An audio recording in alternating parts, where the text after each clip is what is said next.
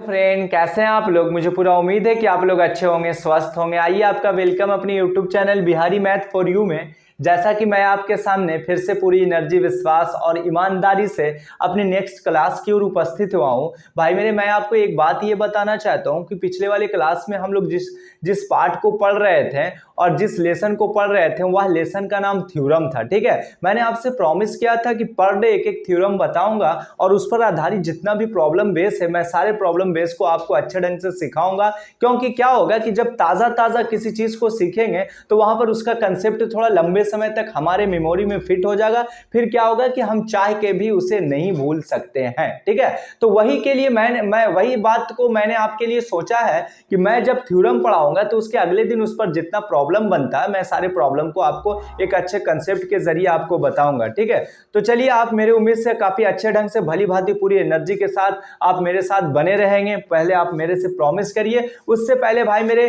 क्या आपके अंदर कोई इसी तरह का कोई टेंशन है, तनाव है, माइंड में बोझ है, तो प्लीज आप उसे साइड कर दें और 15 से 10 मिनट आप अपना कीमती वक्त मुझे दे दें। क्योंकि मैं आपको ये 15 से 10 मिनट के अंदर में कुछ एक अलग चीज सिखाने वाला हूं, एक अलग कंसेप्ट देने वाला हूं, एक अलग से आपके लाइफ में कुछ चेंजिंग करने वाला हूं मैथ के प्रति और जो है थ्योरम के प्रति। ठीक है, एग्जाम में अच्छे मार्क्स दिलाने की ये पूरी चांसेस करने वाला हूं। तो आइए अब हम समझते हैं भाई कि यदि आपने मेरे चैनल को सब्सक्राइब, लाइक और शेयर नहीं किया तो प्लीज आप लाइक, शेयर, सब्सक्राइब भी कर दें। यदि मेरा आपको पढ़ाने का अंदाज अच्छा लगता होगा तो आप आसानी वे में मेरे और काफी अंदर से एनर्जी दें और मेरे थोड़ा सा और आपकी लाइक से और आपकी कमेंट से थोड़ा मोटिवेट मिलता है। ठीक है, तो चलिए अब हम अपने क्लास को स्टार्ट करते हैं। भाई मेरे, सबसे पहले हम ये बताना चाहते हैं कि कल के क्लास में हम लोगों ने पढ़ा था कि दो समरूप त्रिभुज के क्षेत्रफल का अनुपात जो होता है उनकी संगत भुजा के वर्गों के अनुपात के बराबर होता है। ठीक है, तो आज वही जिस थ्योरम को कल मैंने सिद्ध किया था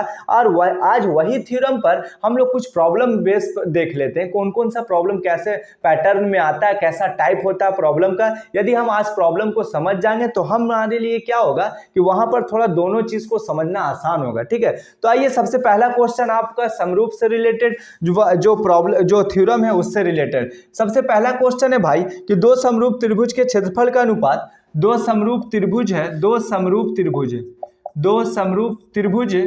के क्षेत्रफल का अनुपात। ठीक है, जो दो समरूप त्रिभुज के क्षेत्रफल का अनुपात 256 एवं क्या है 144 सेंटीमीटर है, 144 वर्ग सेंटीमीटर है। ठीक है, 144 वर्ग सेंटीमीटर है।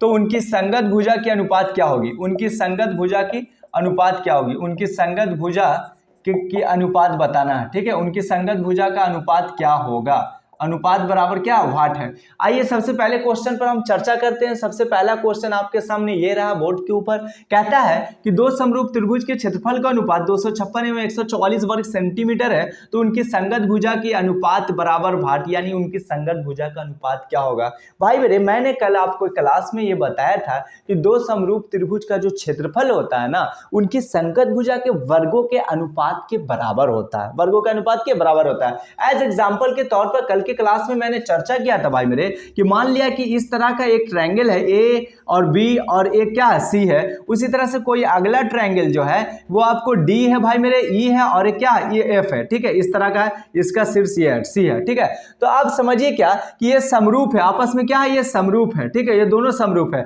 तो समरूप के विषय में मैंने आपको एक बात की जानकारी ये दी भाई मेरे कि समरूप का मतलब ये होता है, समरूप का मतलब ये होता है, आप समझो कि रूप में समान हो, रूप में क्या हो, समान हो। और सर्वांगसम का मतलब होता है कि सभी अंग से बराबर हो। जिस तरह से मैंने बताया था कि वह सभी अंग का मतलब हुआ जिस तरह से ये हथेली आपके सामने है और ये हथेली पूरा इस तरह से इसको चिपका दे, यानी पीछे वाली हथेली आपको ना दिखे, तो कहने का मतलब ये जो स्ट्रक्चर मैं बना रहा हूं, ये जो आकृति है, ये सर्वांगसम को दर्शाता है। और समरूप जो हो गया वो मतलब बिल्कुल रूप में एक, गुण में एक, वो बात कहलाया। ठीक है, तो आइए समझते हैं ये क्या होता है कि जो समरूप त्रिभुज का जो होता है, इसी कारण इसमें हम लोगों ने बताया था कि एरिया ऑफ त्रिभुज ABC, एरिया ऑफ त्रिभुज ABC का क्षेत्रफल जो होता है और एरिया ऑफ त्रिभुज जो होता है एरिया ऑफ त्रिभुज DEF, एरिया ऑफ त्रिभुज का भाई मेरे DEF, इसका जो क्षेत्रफल होता है इनके संगत भुजा के वर्गों के अनुपात के बराबर होता है, इनके संगत भुजा के वर्गों के अनुपात के बराबर, यानी AB के सामने वाला D और ये हो गया भाई मेरे AB के सामने वाला DE का स्क्वायर और उसके बाद इसके आगे BC बटा जो होता है EF होता है, BC बटा क्या होता है EF का स्क्वायर और आगे जो है AC बटा DF का स्क्वायर। ठीक है, इस तरह से ये आपस में दोनों सब क्या होते हैं, इक्वल होते हैं। ठीक है, यही इसका तथ्य था, यही इसका कथन था, समरूप से रिलेटेड मैंने कल थ्योरम बताया था। आज क्या है कि उसी थ्योरम पर आधारित प्रॉब्लम है कि ये कह रहा है कि दो समरूप त्रिभुज के क्षेत्रफल का अनुपात। तो हम मान लिया क्या कि पहला जो है पहला त्रिभुज का क्षेत्रफल, पहला त्रिभुज का क्षेत्रफल, ठीक है, पहला त्रिभुज का क्षेत्रफल बटा जो है दूसरे त्रिभुज का क्षेत्रफल, बटा क्या भाई मेरे दूसरे त्रिभुज का क्षेत्रफल हो गया, बटा दूसरे त्रिभुज का क्षेत्रफल। इसका अनुपात बोला तो हमने क्या किया, एक को ऊपर में लिखा, एक को नीचे में लिखा, इतनी बात तो समझ में आ गया।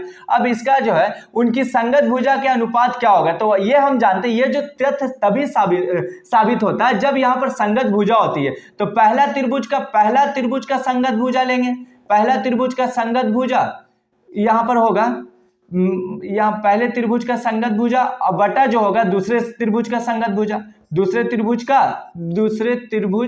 का संगत भुजा। ठीक है, इस तरह से फिगर ना है मेरे पास, संगत भुजा ये इतना ले लिया। इसका जो दूसरे त्रिभुज का जो संगत भुजा होता है इनके वर्गों के अनुपात के बराबर होता है। अब यहां पर क्या करेंगे मेरे भाई, पहले त्रिभुज का जो क्षेत्रफल है चर्चा कर दिया है कि 256 है और दूसरा जो है भाई मेरे 144 है, इस तरह है, और इनकी संगत भुजा का वर्ग है इस तरह से, पहला जो संगत भुजा और ये जो दूसरा है ये पूरे पर स्क्वायर है। जब इस साइड में आ गया तो ये पूरी तरह से रूट चढ़ जाएगा। आप भी जानते हो कैलकुलेशन प्रोसेस कहता है, ये पहला का हो गया, दूसरा पहला संगत भुजा हो गया, तो पता ही चला 16 आया और ये क्या आया 12 आया। जब इसको कैलकुलेशन 1:2 में डिवाइड बदलेंगे तो वहां पर क्या हो जाएगा, 4 चौके 16 हो जाएगा, 4 तिया 12, यानी 4:3 हो जाएगा। क्या हो जाएगा भाई मेरे 4 अनुपात, यानी पहला त्रिभुज का जो संगत भुजा और दूसरे त्रिभुज का जो संगत भुजा का जो अनुपात आएगा 4:13 आएगा, यानी इसका आंसर यही होगा। ठीक है, मैंने ये समझाने के लिए ये पूरी लैंग्वेज को लिखा, ये पूरी लैंग्वेज को लिखा। आपके एग्जाम में 1 नंबर के ऐसे क्वेश्चन के आने के चांसेस बने रहते हैं, तो आप क्या है कि वहां पर पूरी तरह से आपको ऐसे प्रोसेस में सिद्ध नहीं करना, साइड से अपने माइंड में ऐसा डेवलप करना है कैलकुलेशन पावर को कि वहां पर जान लेना 256 144 इसका मतलब 16, इसका मतलब 12, 16/12 को जब कटे तो काट दे, ना कटे तो छोड़ दे, और जब ना कटेगा तो वही अनुपात के रूप में आ गया, तो कट के आया 4:3, और नहीं अगर कटता तो उस वे में आता 16:12, या और भी अदर जो होता है, जो चीज अंक आता है, डिजिट आता है, वो चीज होता है। ठीक है, मुझे उम्मीद है कि यह कंसेप्ट को आप समझ गए होंगे, भली भांति किसी तरह का कोई प्रॉब्लम आपको नहीं हुआ होगा भाई मेरे। अब हम अगला क्वेश्चन पर आते हैं, अगला क्वेश्चन क्या है उसे देखते हैं। अगला क्वेश्चन भी इसी पर आधारित है।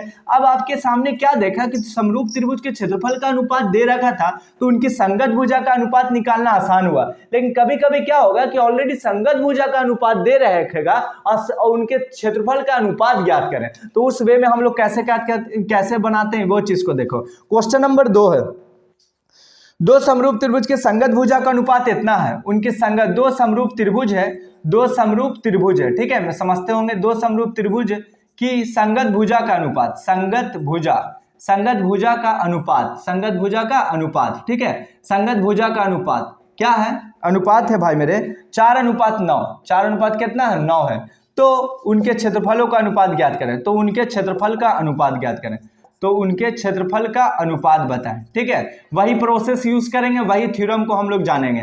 तो भाई मेरे पहले त्रिभुज का क्षेत्रफल निकालते हैं, पहले त्रिभुज का क्षेत्रफल बटा जो होता है दूसरे त्रिभुज का क्षेत्रफल, यही तो अनुपात हो, तो रूल कहता है, थ्योरम कहता है। और पहले त्रिभुज की संगत भुजा, मान लिया कोई भी संगत भुजा, तो पहले त्रिभुज की संगत भुजा यानी 4/9 है, इस तरह से 4 है, और दूसरे त्रिभुज की संगत भुजा 9 है। तो हम जानते हैं थ्योरम के अनुसार तो ये पैटर्न होता है, थ्योरम तो ऐसे प्रोसेस को फॉलो करता है कि उनके क्षेत्रफल का जो अनुपात होगा दोनों त्रिभुज के, वो उनके संगत भुजा के वर्गों के अनुपात के बराबर होगा। तो जब यहाँ पर क्षेत्रफल निकालना है, ऑलरेडी संगत भुजा दे रखा था, अब आपके सामने क्षेत्रफल निकालना है। तो हम जानते हैं भाई मेरे 4 का स्क्वायर 16 होता है और 9 का स्क्वायर क्या होता है 81 होता है, यानी 16 अनुपात कितना आ गया 81 आ गया। 16 अनुपात कितना आ गया 81 आ गया। 16 अनुपात कितना आ गया भाई मेरे 81, यानी पहले त्रिभुज का जो क्षेत्रफल आ गया और दूसरे त्रिभुज का जो क्षेत्रफल आ गया उसका दोनों का अनुपात जो आ गया भाई मेरे 16 अनुपात 81। मुझे उम्मीद है कि इस तरह का अगर प्रोसेस थोड़ा सा डिफरेंट बने, संगत पर आए, तो आसानी वे में ऐसे वे में आप आंसर दे देंगे। किसी तरह का आपको प्रॉब्लम ऐसे क्वेश्चन को बनाने में नहीं होना चाहिए, ठीक है। चलिए अब भाई मेरे अगले क्वेश्चन के पास आते हैं। अगला क्वेश्चन क्या कहता है, आप उसे भी देख लें, मेरे साथ बने रहें, आप कुछ देर अपना कीमती वक्त दें। मैं आपको अच्छे ढंग से काफी कंसेप्ट दे दूंगा जो आपके एग्जाम के लिए, आपके फ्यूचर के लिए, आपके थ्योरम के लिए ये काफी उपयोगी सिद्ध होगा, ठीक है। चलिए भाई मेरे अब आते हैं त्रिभुज एबीसी समरूप त्रिभुज डीईएफ। समरूप त्रिभुज एबीसी, त्रिभुज जो है एबीसी समरूप त्रिभुज डीईएफ इस तरह से है, ठीक है। इसका मतलब त्रिभुज एबीसी समरूप हम फिगर बना देते हैं। क्या बना देते हैं, इस तरह से एक बनाया और इस तरह से इसका फिगर बनाया। मैं समझाने के लिए आपको काफी अच्छे ढंग से समझा दूं ताकि आपको प्रॉब्लम ना हो ऐसे थ्योरम बनाने में। त्रिभुज एबीसी ये दोनों समरूप है, ठीक है। उनके क्षेत्रफल का अनुपात 64 है सेंटीमीटर स्क्वायर, 121 सेंटीमीटर। ये जो है 64 सेंटीमीटर स्क्वायर है और ये जो है भाई मेरे 121 सेंटीमीटर स्क्वायर। पहला त्रिभुज का क्षेत्रफल ये 64 सेंटीमीटर स्क्वायर और दूसरा त्रिभुज का क्षेत्रफल 121 सेंटीमीटर अनुपात है। यदि EF बराबर 15.4 सेंटीमीटर, EF बराबर क्या 15.4 सेंटीमीटर, ठीक है, इतना दे रखा, तो BC बराबर भाग, तो BC बराबर यानी ये भुजा को ज्ञात करना। भाई मेरे आपके सामने अगर ऐसा स्ट्रक्चर आ जाए, अभी तक हम लोगों ने पढ़ा कि लैंग्वेज वाले क्वेश्चन को आसानी वे में जब थ्योरम को जाना तो डील कर दिया, लेकिन लैंग्वेज ना रहेगी, इस तरह का क्वेश्चन का स्ट्रक्चर रहेगा, इस तरह का फिगर रहेगा और ये फिगर में बहुत कुछ बयान कर दिया। ये फिगर दर्शा दिया कि हम जो दो त्रिभुज है, त्रिभुज एबीसी और त्रिभुज डीईएफ बिल्कुल जो है सिमिलर है, समरूप है, ठीक है, समरूप है। तो जब समरूप है तो उसके दृष्टि से क्या होगा कि पहले त्रिभुज का जो क्षेत्रफल यानी पहला त्रिभुज का क्षेत्रफल, पहला त्रिभुज का क्षेत्रफल और बटा जो है दूसरा त्रिभुज का क्षेत्रफल, बटा क्या दूसरा त्रिभुज का, पहला त्रिभुज का क्षेत्रफल दूसरा त्रिभुज का क्षेत्रफल। यानी हम इसको इस वे में भी लिख सकते हैं कि एरिया ऑफ त्रिभुज एबीसी है ना भाई मेरे, एरिया ऑफ त्रिभुज एबीसी। और आगे में क्या लिख सकते हैं, एरिया ऑफ त्रिभुज जो होगा ये वाला डीईएफ, एरिया ऑफ त्रिभुज डीईएफ इतना लिख सकते हैं क्योंकि उनके क्षेत्रफल का अनुपात उनके संगत भुजा के वर्गों के अनुपात के बराबर होती है। तो संगत भुजा भाई मेरे AB बटा DE का स्क्वायर और BC बटा EF का स्क्वायर और AC बटा DF का स्क्वायर। लेकिन मैं जो यहां पर यूज करने जा रहा हूं कि BC बटा EF का स्क्वायर, BC बटा क्या भाई मेरे EF का स्क्वायर यूज करने जा रहा हूं, ठीक है। अब आपके सामने सवाल होगा कि सर जी आप AB बटा DE क्यों नहीं लिया, क्या कमी था, आपने वहां पर स्टार्टिंग में लिख देते। तो भाई मेरे चाहे AB बटा DE लिखो या BC बटा EF लिखो या AC बटा DF लिखो और पूरे का वर्ग कर दो तो बात एक ही होता है। अब यहां पर BC बटा EF मैंने इसलिए यूज किया क्योंकि आपके सामने मेरे जो प्रश्न का आंसर चाहिए वो BC चाहिए, क्या चाहिए BC। तो हमने BC को ही अच्छा समझा लिखना, इसलिए काफी कम समय में हम BC को ज्ञात कर लें और टेंशन ना हो, हम आंसर पास पहुंच जाए, ठीक है। अब देखो मेरे भाई एरिया ऑफ त्रिभुज एबीसी, तो एरिया ऑफ त्रिभुज एबीसी का जो क्षेत्रफल है 64 है। अब एरिया ऑफ त्रिभुज डीएफ इसका क्षेत्रफल 121 है, इतना लिख देंगे। अब यहां पर जो रहा भाई मेरे कि BC बटा EF, अब BC बटा EF क्या है कि EF यानी 15.4 है तो इसको लिख देंगे, ठीक है, किसी तरह का कंजूसी ना करेंगे, इसका स्क्वायर हो गया। अब यहां पर क्या होगा कि जब इस साइड में इसको ले आएंगे भाई मेरे तो 64 बटा 121 होगा, ये पूरे वर्गमूल इसमें रूट के अंदर चढ़ जाएगा। अब आपके सामने जो अकेला पड़ गया ये 15 BC बटा 15.5 पड़ गया, ठीक है। अब इसको जब बाहर निकालेंगे तो ये 8 निकलेगा, ये 11 निकलेगा, इतना आप भी कैलकुलेशन प्रोसेस जानते हो। अब ये जो निकल जाएगा भाई मेरे BC निकल जाएगा और ये निकल जाएगा 15.4 निकल जाएगा।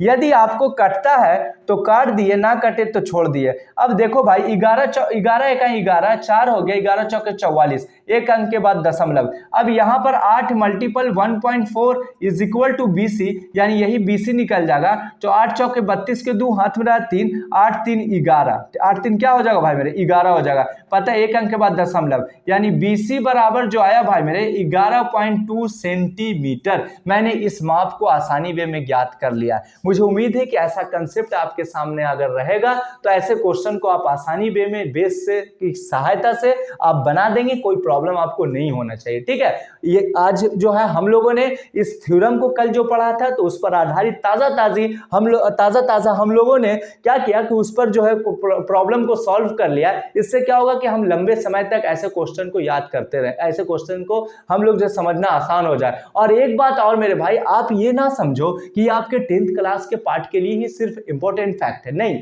आपका जब कंपटीशन लेवल का एग्जाम दोगे तो वहां पर एग्जाम को जब फेस करोगे तो ऐसे क्वेश्चन, मैथ में ऐसे क्वेश्चन आते हैं। ठीक है, तो जब आपका बेस मजबूत होगा तो बिना पढ़े ही आप इस पार्ट को आसानी वे में 10th वाला जो नियम है, 10th वाला जो बेस है, वो बेस आपको ऐसे नंबर दिलाने में बड़ा काम आएगा। ठीक है, तो आप ऐसा ना माइंड मेकअप कर लो कि सिर्फ 10th तक ही मैं पढ़ूं, 10th लेवल का है उसके बाद मैं भूल जाऊं, नहीं। आप जब बेस पढ़ो तो ऐसा बेस पढ़ो कि समझिए यह बेस आपके लिए जिंदगी का बेस हो, यह बेस आपके सामने कैसा भी क्वेश्चन आ जाए आप उस बेस के जरिए उस क्वेश्चन को आसानी वे में बना दें। ठीक है, मुझे उम्मीद है कि आप अच्छे ढंग से ऐसे क्वेश्चन को समझ गए होंगे, भली भांति किसी तरह का कोई प्रॉब्लम नहीं हुआ होगा। तो भाई मेरे आज मैंने इस बेस पर आधारित दे दिया। अब अगर कह दे कि दो समबाहु त्रिभुज है तो अब कहीं कहीं ऐसा क्वेश्चन जो आगे मैंने उसे निकाला है कि दो समबाहु त्रिभुज के क्षेत्रफल का अनुपात 9:4 है तो उनकी संगत भुजा कौन सा अनुपात होगी, ये क्वेश्चन आप लोगों के लिए मैंने रखा है। और फिर जो है आप लोग इसका क्वेश्चन का आंसर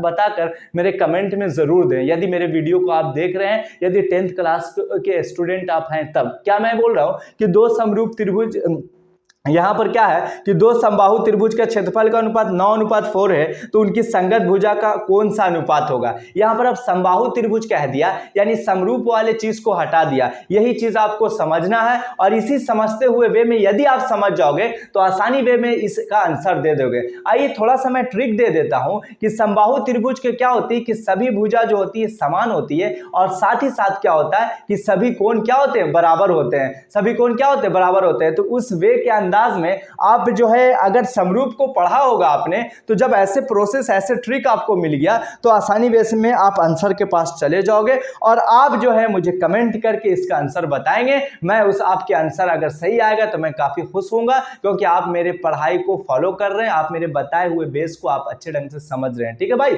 आज की क्लास के लिए बाय, और खूब लगन से, मेहनत से आप अपने एग्जाम की तैयारी करते रहें, आप अपने लाइफ की तैयारी करते रहिए। ये चीज में आप किसी तरह का कोई टेंशन ना लें। ठीक है, चलिए आज फिर हम लोग कल मिलेंगे एक नए पैटर्न, नए चीज के साथ। आप पूरे एंजॉय मोड में अपनी जिंदगी को आनंद लें। चलिए आज की क्लास के लिए बाय।